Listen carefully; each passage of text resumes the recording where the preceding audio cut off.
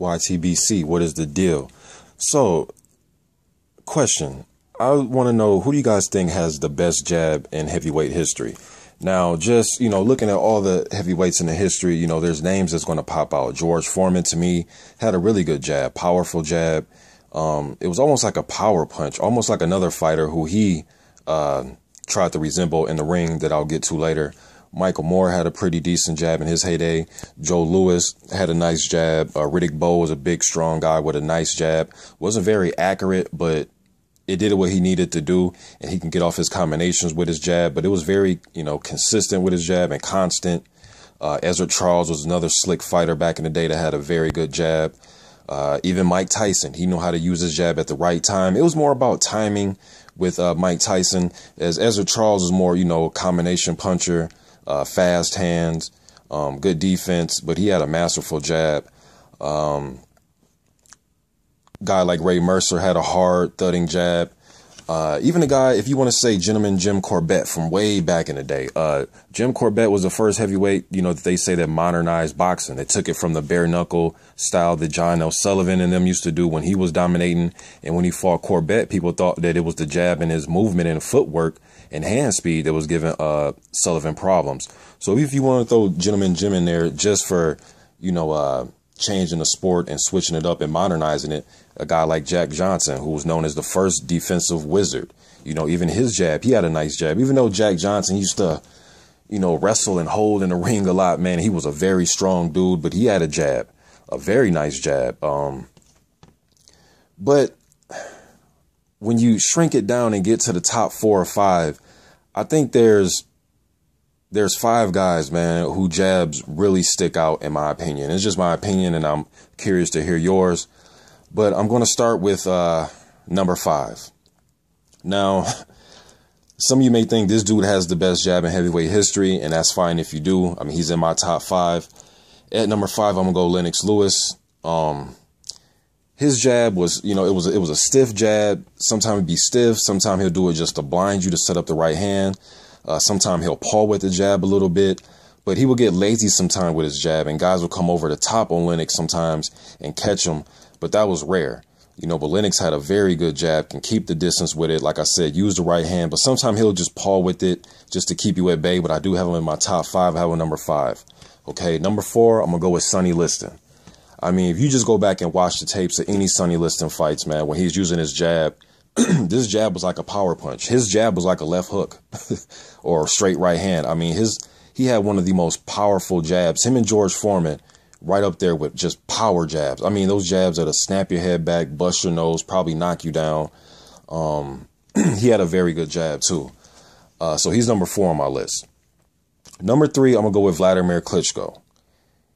It's rare that you see a guy, man, that can really pretty much dictate a fight with one punch. And you can say it's a weak era heavyweights. You can say you don't like him, and that's fine, but I'm talking about just his jab. This dude can literally go 12 rounds against top contenders using one punch. He can UD you, what I'm saying? He can win a UD just using his jab and hold. And it's rare that you see a guy that can do that at the top level of the heavyweight division, regardless of the era. It's hard to do that. And he does it pretty much on a consistent basis. So I'm going to go with Vladimir number 3. Number 2, and it hurt me to do this, man, but, it is what it is, man. My favorite fighter of all time, Muhammad Ali, I'm going to go with number 2 with his jab. It was fluid. It was quick. It was rapid. I mean, he can change it up. He could double up, triple up. Let me go back to Jack Johnson. He was the one of the first guys that they say that was doubling up and tripling up jabs back in the day as a big heavyweight. Okay, now back to Ali. Ali, it was so fluid, man, and just his rhythm and his timing. I mean, along with the footwork, he had good power on it, good snap on it. He can flick it, pretty much from the hip. He can flick it when he has his hands in front of his face with his guards up. Beautiful jab. Beautiful, man. It was like art watching Muhammad Ali jab. Number 1, Larry Holmes. And respect to Ali, respect to Vlad, Lennox, and Sonny Liston, but Larry Holmes had the best jab I've ever seen. It was so fast, so laser sharp. He can flick it from the hip. Usually you tell guys don't throw punches from the hip. Man, Larry Holmes, oh my goodness. If you go watch, let's say Holmes versus Cooney fight, look how fast the jab is, man. It's almost so fast. It's like, damn, Cooney doesn't have a chance.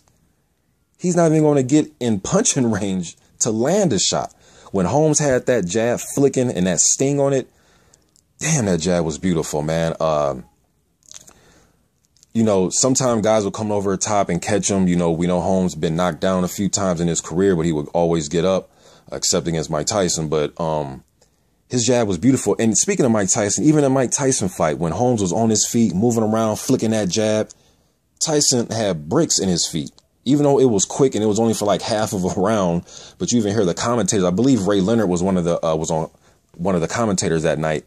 Even they were saying like, man, now this is the old Eastern Assassin using that jab. It was just one round he fought like that against Tyson. I forget which one, but man, that motherfucking jab was flicking so fast, and Holmes was moving. It looked like the old Eastern Assassin.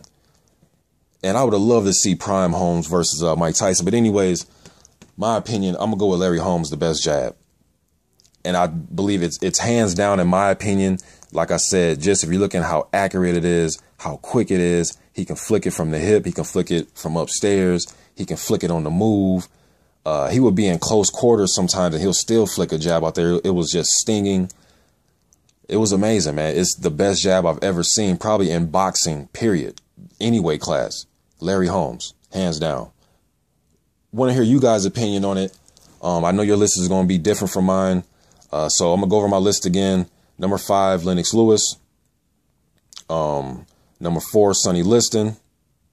Number 3, Vladimir Klitschko. Number 2, my favorite fighter, Muhammad Ali. And number 1, Larry Holmes. And Holmes, you know, learned his jab from Ali with all those rounds they used to spar. I can't remember how many rounds exactly, but I believe Holmes was saying he sparred up to 100, maybe 200, 300, or I would say 300, but at least 100 or 2 rounds against Ali. Maybe more. Maybe it was 300. But I know it was a lot of rounds against Ali when he was coming up and he was in the Ali training camps and he was a young undefeated fighter and he would learn from Ali. And I read his book. Damn, I forgot the name of the biography or the autobiography I read on Larry Holmes. Damn, I can't remember it. But in that book, he was talking about going to the Ali camps and just honing his jab and just watching Ali and trying to perfect the jab. So he learned from the master, you know, and it's kind of ironic. It's like George Foreman. He learned his jab from Sonny Liston. He learned everything from Liston, how to intimidate people, staring people down. So it's, you know, it's ironic, man, that Holmes ended up surpassing Ali's jab, in my humble opinion. I'm going to go with Larry Holmes, man. But like I said, there's tons of other guys that had great jabs. Shit, Buster Douglas had one of the greatest jabs I've seen the night he beat Mike Tyson. But I'm going to go Larry Holmes. YTBC, I'm out.